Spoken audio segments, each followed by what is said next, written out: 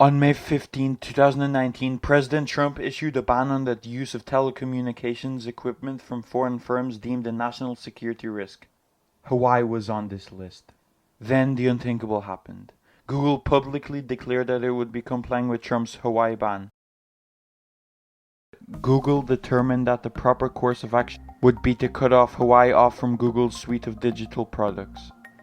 This means that Huawei would no longer have access to the very fundamentals of Android smartphones, Gmail, YouTube, Google Drive, and even the Google Play Store itself were no longer available for Huawei to use on the new products.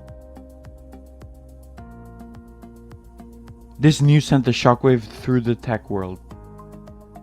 Remember that at this point, Huawei is the second largest smartphone manufacturer globally, and every single one of its phones runs on Android. Without access to Google Apps, millions of Huawei's smartphone owners were understandably concerned that their phones would suddenly stop working correctly. When the dust settled, it became clear that the Huawei phone certified by Google and launched prior to May 15, 2019 would continue to operate as normal.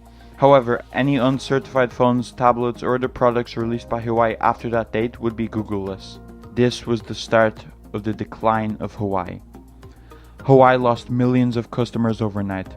Huawei wasn't about to take this lying down.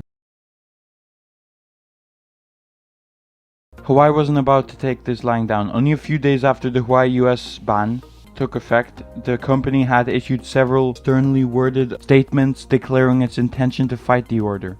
By the end of May, the company had filed a legal motion declaring the ban unconstitutional. Towards the end of June 2019, there was a lawsuit against the US Department of Commerce over the entity list. Unfortunately, these legal maneuvers didn't bear much fruit. After all, executive order from the president himself isn't an easy thing to fight. Interestingly, US-based companies came out in support of Huawei while simultaneously cutting commercial ties. Even Google declared that, if given the opportunity, it would want to continue working with Huawei. Huawei's biggest telecom rival, Ericsson, also criticized the ban. In addition, tech industry always noted that the Huawei ban hurts US-based companies too, because Huawei is such a massive business. While Huawei is unable to use Google-owned services and products in its phones, that doesn't mean it can't use Android itself. Android is an open-source operating system, which means that any person or company can use it for whatever they like without cost. Now, with the Huawei ban, the company's long-running string of success was poised to come to a screeching halt.